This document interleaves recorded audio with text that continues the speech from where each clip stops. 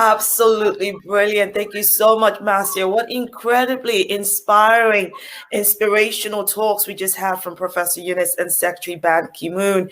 And just a couple of takeaways I want you all to know.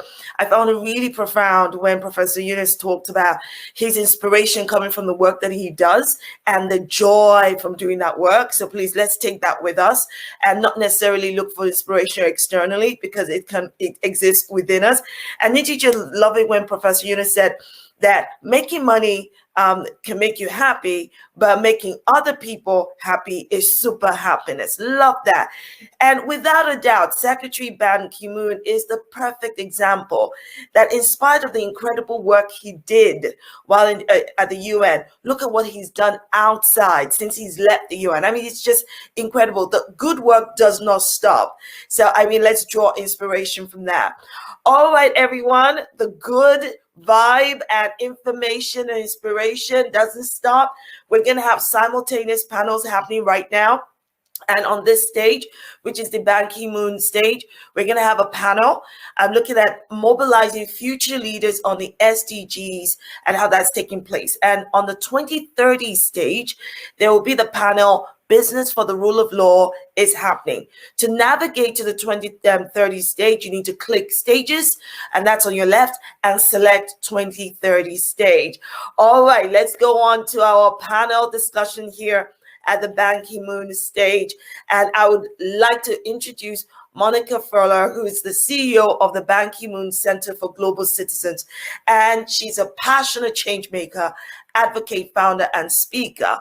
She was entrusted to create the BKMC after working at the UN in Geneva, New York, and Vienna, the EU, and the Austrian Foreign Ministry, and in field missions around the globe. She sounds awesome.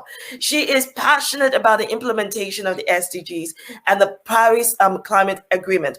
Throughout her career, she managed to support hundreds of women, young people, and communities all over the globe. Example, working in Africa, Latin America, to ban landmines, working to improve hospital care in rural Central Asia and Africa, assisting eco-friendly city planning in Asia, and bettering the living conditions of women in the Middle East and West Africa. Doesn't she just sound awesome? All right, handing over to Monica right now. We can't wait to hear from you.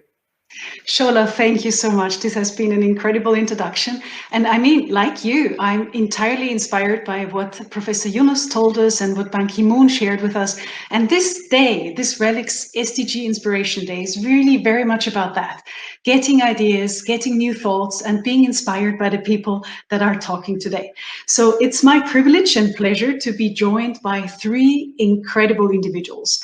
Today, I have the pleasure of moderating a panel together with Shabnam Siddiqui. She's the Executive Director of UN Global Compact Network India.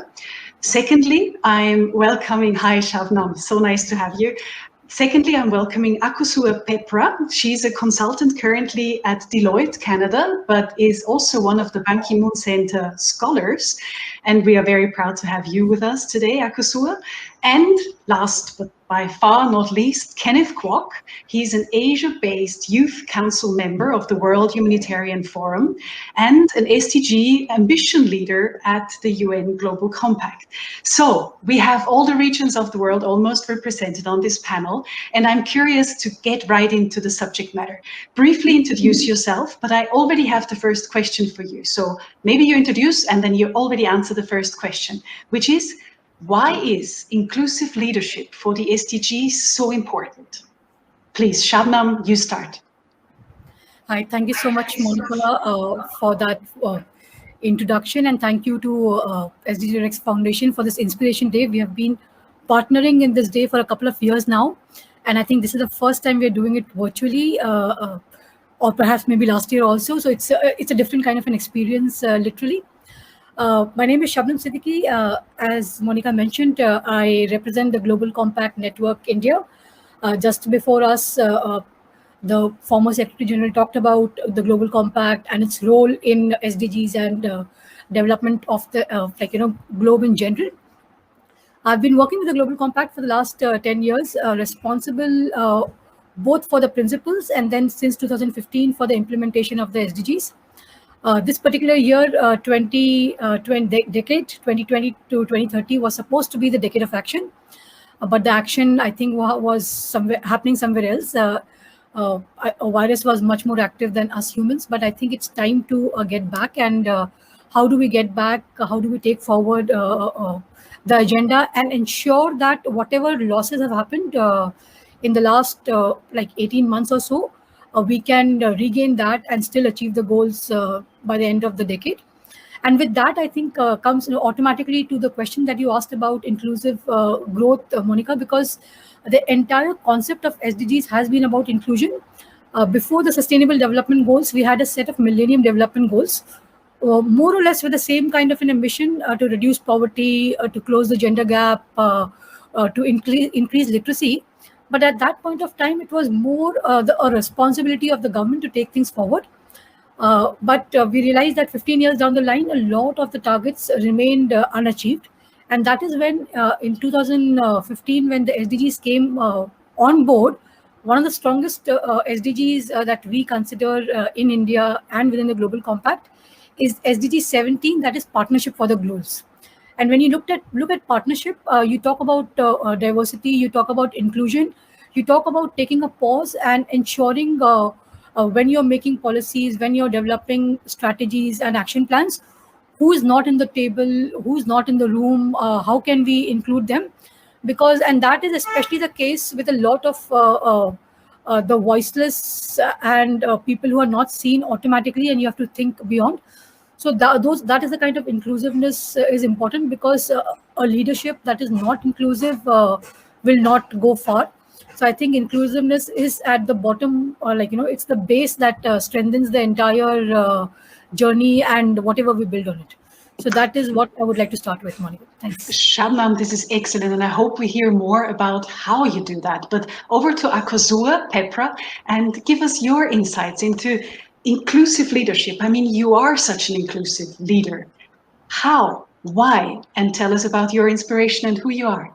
Thank you very much, Monica. I'm really privileged to be here, and I'm really happy to be supporting on this panel. I'm personally a Global Citizen Scholar for 2020, ended not too long ago. It's amazing to know my project is still continuing up until now. So I am Akosua Petra, and as I was introduced, I currently work as an operations consultant in Deloitte, Canada. But beyond that, my work extends a lot into the sustainability space, into circular economy, and in the nonprofit world, really focused on women, youth development, and children in Ghana.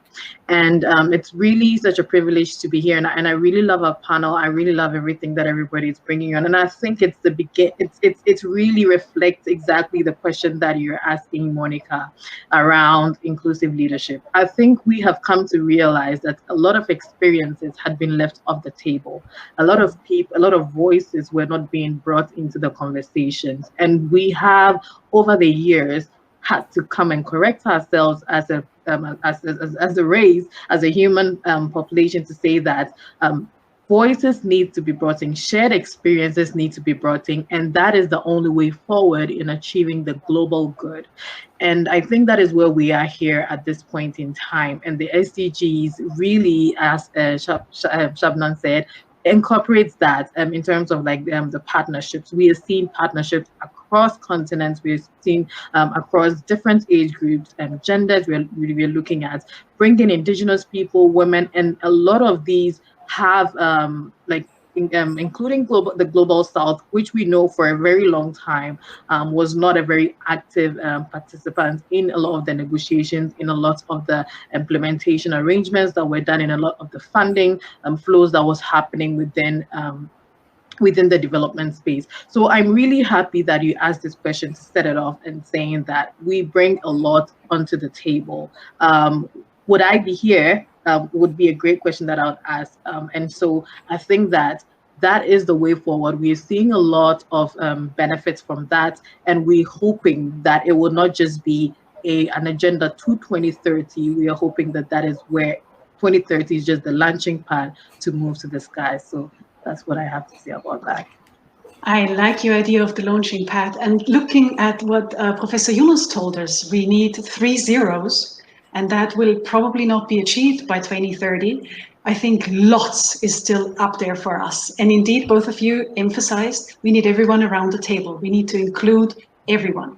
Kenneth, I know you are a beacon of hope in that regard because you are looping in so many people. You are a leader. You have been representing the World Economic Forum. You have been really a global leader on the SDGs in your youth segment. Tell us about why inclusive leadership is so important to you and why is it so important for the SDGs? Well, first of all, I'm just a humble student. And that's how I live my life every day because there's so much to learn. Hello, everyone. My name is Kenneth. I am based in Hong Kong, and I run Global Citizen Capital as well as Kids for SDGs.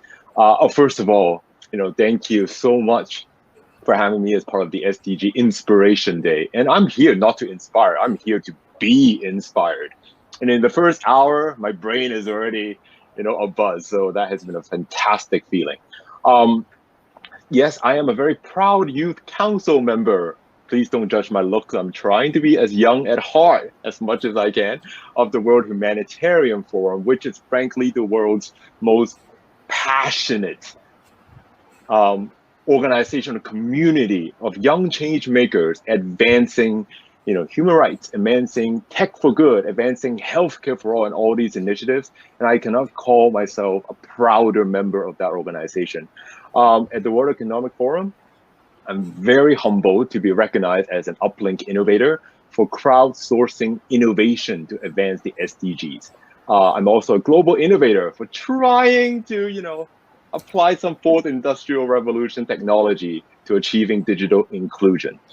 And finally, my heart rests with the fact that when I founded Kids for SDGs, I never thought for a million years that it's high school students and primary school students that inspire me every day to become a better global citizen. And when talking about inclusive leadership, I'll give you a very quick answer. It's because the youth, our next generation, demands it. And I'm here to represent their voices to the best of my capability. And I'm so honored to I look forward to learning from everyone at this panel. Thank you so much, Monica. Thanks, Kenneth.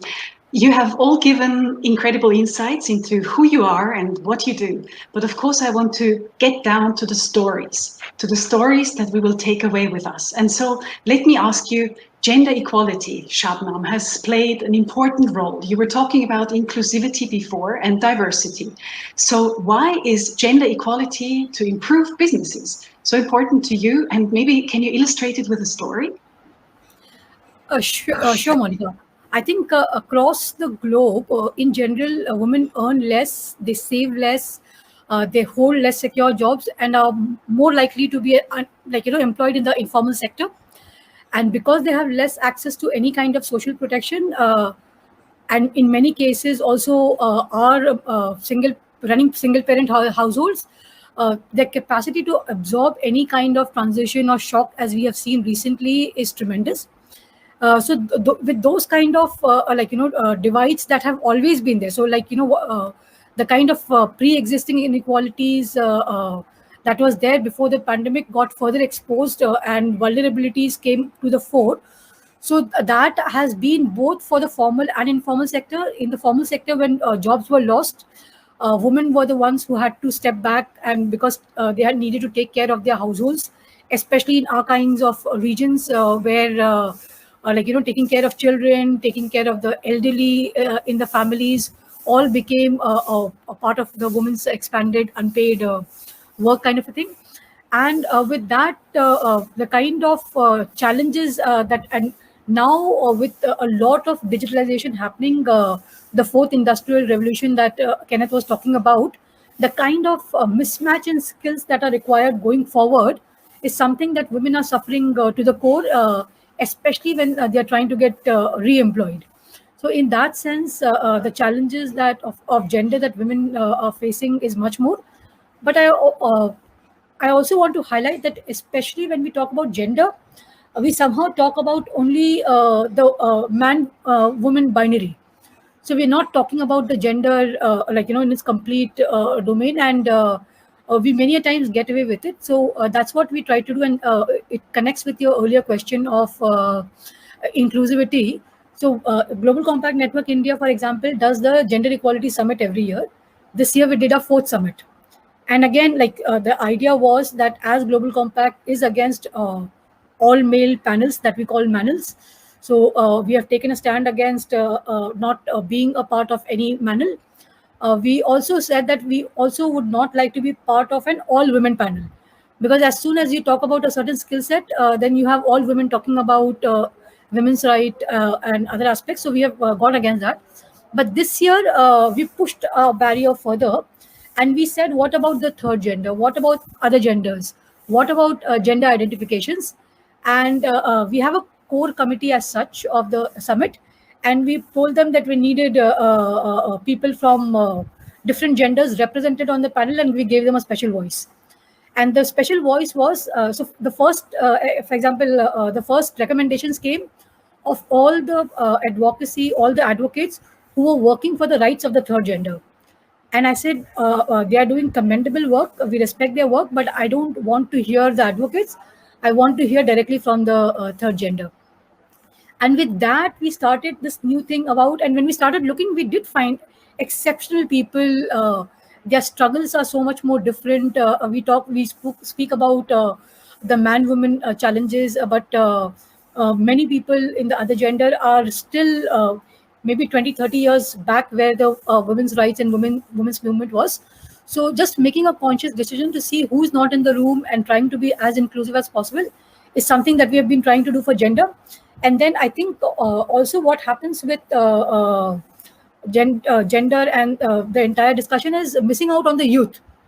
Because I don't know about other countries, but in our cultures, we take the youth too lightly. So like, the kind of, they're not meant to be part of serious policy briefings or discussions or to take things forward. They are somebody that we need to take care of and take things forward. And we said, no, they need to be part of the entire discussion as such. And I personally, so like, I'm a big advocate of environment, and I agreed, and I love working with children in general. They are such out of the box thinkers. I was interviewed on environment and challenges by 5th graders. 3 5th graders interviewed me on television, like, on Zoom.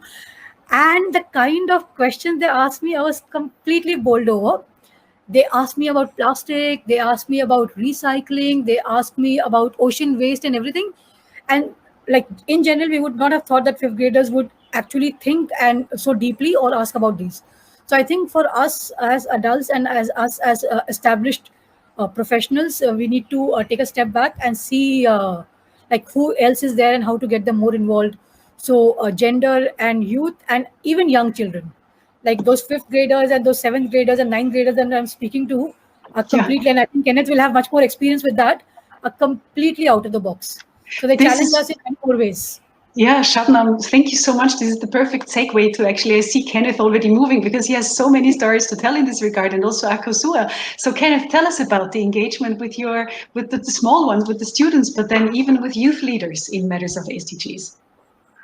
No, I'm just sorry. I'm just so busy nodding my head, because it is. By the way, I have to say, I spent the last 6 months completing the first ever UN Global Compact SDG Ambition Accelerator. That made me feel young again. Sitting down with my team doing homework, I was like, wow, brings me back. So tell us a bit more about, Kenneth, what that is, because probably not everyone in the audience knows. So the Ambition Accelerator, what is it? Yeah, the SDG Ambition Accelerator essentially is a 6-month program offered to UN Global Compact members all around the world to help them transform their organizations, whether it's for-profit or non-profit, to advance SDGs. And it starts with, you choosing a macro theme, like for me is net zero, and distilling into the steps, right? The metrics, the benchmarks, all the way down to, talent recruiting, cost, value chain, expanding. So I haven't been so academically focused for quite some time at my humble age. But it brings back memories. And most importantly, you meet a network of amazing global advocates who are all united to advance real SDG ambition, because trust me, we just appointed two, in fact, sustainability advisors to our portfolio companies just to drive change based on what we learned at SDG ambition.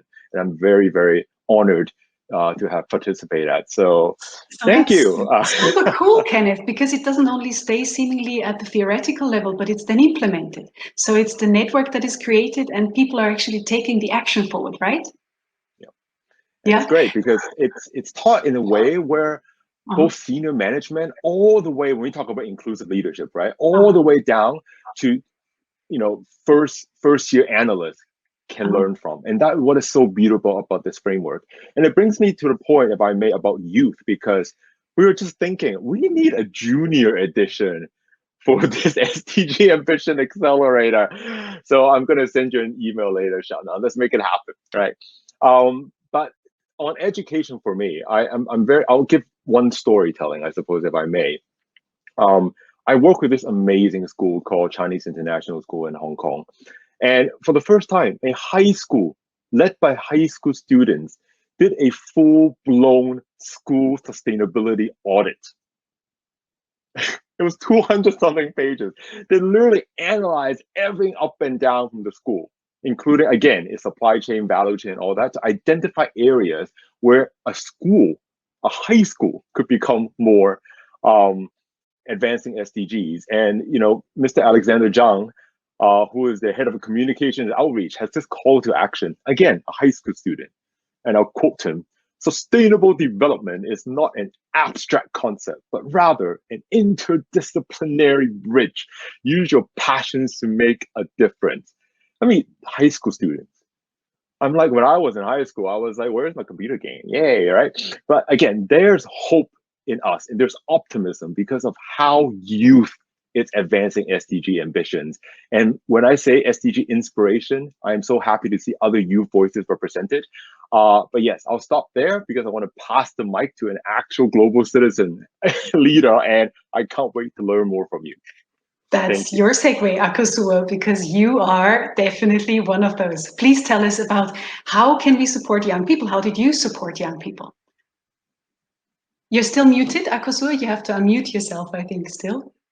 Thank you very much. I think unmute yourself is becoming our next buzzword now. But thank you very much, Monica, again for that. I think I'm not going to waste time on how youth are agents of change and actors of change within not only the sustainable development goals like space, but just, you know, generally across development across different development paths around the world. And we know that there's a lot of incredible evidence that backs that. And I happen to spend, you know, most of my life in Ghana and much more recently here in Canada. And so I think I'm seeing that difference, you know, like the global north and the global south in terms of the challenges and the barriers, and just exactly how we can support. I mean, from where I stand and from my standpoint, I have to say.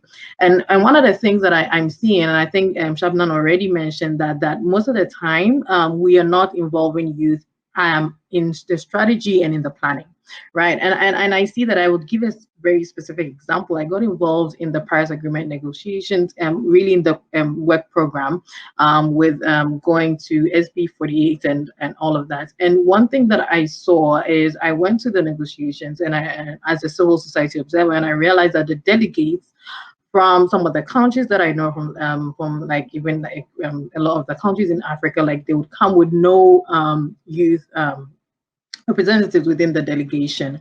And yet still, when you go back and you read some of the ways that they are meeting the targets, you're seeing a lot of stories and a lot of gathering of data from work happening on locally by youth. So youth are seen as agents of implementation, but are not necessarily involved in the strategy, in the planning around the table, right? So it's like we make these commitments and then we then go and then say, oh, great, you people are great at implementing. And so I think it's time we begin to switch that over and begin to see youth as really important stakeholders in strategy and planning. I think that other thing that I would say is respecting youth voices, which Shabnam has already said, and I'll just, and because she said it so well, I'll just pass over that and go to the next one, which is access to capital, network, and exposure and sponsorship. I think that that is a really major barrier, especially in the global south.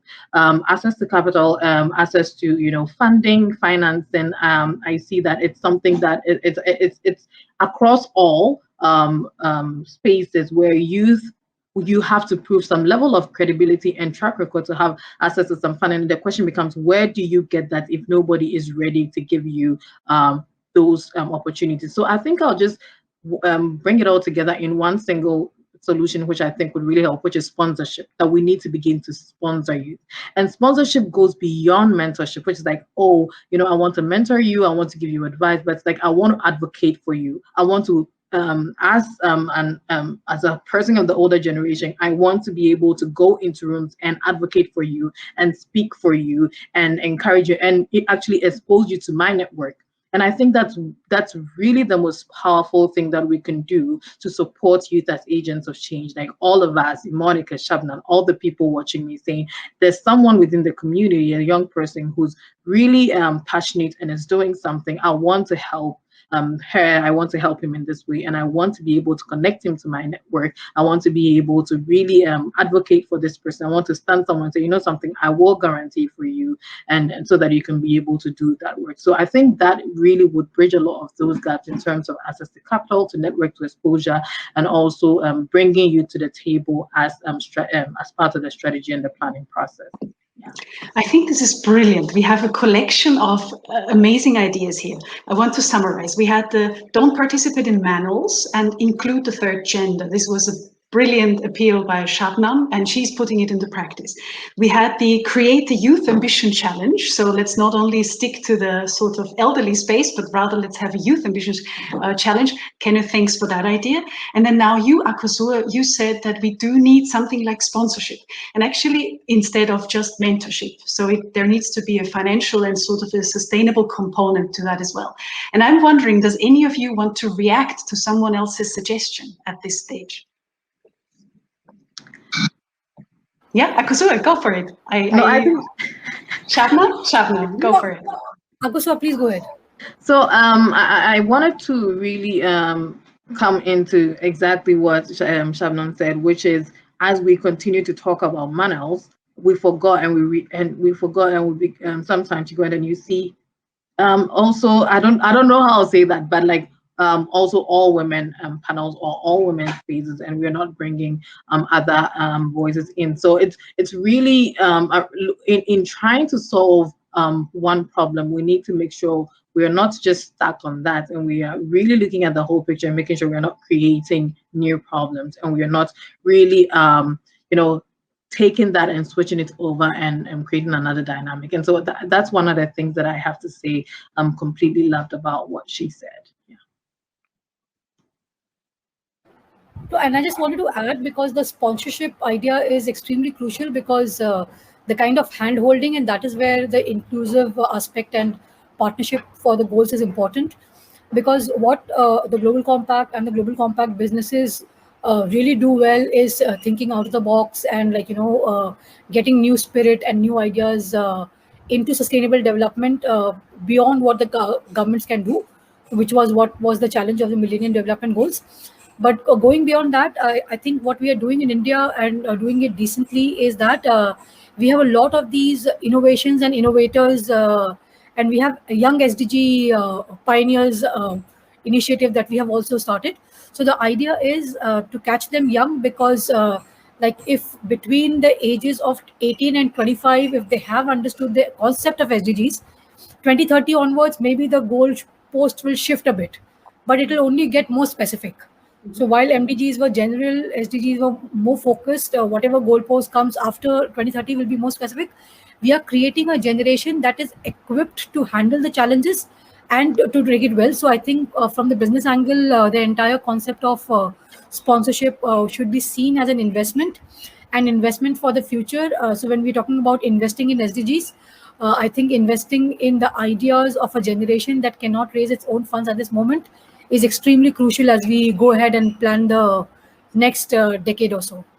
Very true, very true. Kenneth, do you still have a comment to the next decade? No, I'm just, digesting on the fact what Akosua said about sponsorship. Because for us, we try to think of capital as 5 different types of capital, right? You have financial, and then of course you have manufacture, nature, social, human, and all that. So I'm just thinking in my mind, how can we advance even more multi-stakeholder partnerships? How can we advance intergenerational learning and know-how sharing? And more importantly, as you said, we have to look after social innovators, right? At the forum, I'm very happy to actually, as part of my work with the World Humanitarian Forum as well, we work with a lot of social innovators, right? We try to empower them in ways that are innovative, that are inclusive and impactful, so that even the most marginalized within those communities can get the assistance they need, especially as we've all seen how brutal a pandemic can be, especially for those who are left behind. So again, just so many things to think about, and very grateful for this. Yeah. I have another challenge for the three of you. You panelists have to now endure one of my rapid fire exercises. I will give you each one sentence and I would like you to complete it. And I will just start with you, Shabnam, to get the first challenge, which is, how would you complete the sentence, I still dream about ... So I still dream about this creation of a business biodiversity alliance, because if we are to tackle climate change, if we are to tackle the race to net zero and stuff, it cannot be done by one company, one country, or one region alone. And through collective action, I dream about a business case, uniting business, collective action to take this entire agenda forward. Wonderful. I have a different challenge to you, Akosua. The sentence for you is, I am ambitious about ... I am ambitious about youth around the world being able to leverage their full capability to contribute to their communities. And that's exactly it, that every youth with their ambition, because we do have a lot, and before it gets snuffed out, that we will be able to leverage our full potential to really contribute to our local communities. Excellent. Thank you so much. Kenneth, your challenge is, your sentence is, I am inspired by ... I am inspired by youth as young as 6 years old who show me every day 180 ways to become more carbon neutral and carbon friendly. And again, that's the future. And if 6-year-olds can live like that, we adults definitely can. Lovely. We will almost end on this because I have one last task for you. I want you to tell me, to complete the sentence, each of you, in 2030, the world will. And let's start with Shabnam. In 2030, the world will hopefully be a bit much better than today, with people having both realized the challenges, having had an opportunity to look at alternate living and trying to do something innovative to sustain that kind of living. Fingers crossed. Akosua, in 2030, the world will? The world would be a place where we can tolerate each other and listen to each other. Huh. Nice one. Got goosebumps. And Kenneth, in 2030, the world will? Right. By 2030, it will be mandatory that education for sustainable development and global citizenship is part of everyone's education and curriculum, starting in primary school. I love that. The BKMC, the Ban Ki-moon Center, is working for just that. So I want to thank all of you for this very enlightening and insightful talk that we had. RELX SDG Inspiration Day. I hope that this initiative continues. And thank you so much for all of the inspiration that you have shared with the audience today. We will close here and I hand back to Shola. Oh my goodness. Thank you so much. Thank you. And that's just incredible. Monica and to Patrick, who both of you who moderated such fantastic panels. I want to say huge thank you for the insightful contributions from our panelists. Brilliant. I think we're all going away with so much from what we've heard. And I just loved hearing how passionate you all sound even now, and you've been doing this for so long. So please keep on and empower to what you're doing.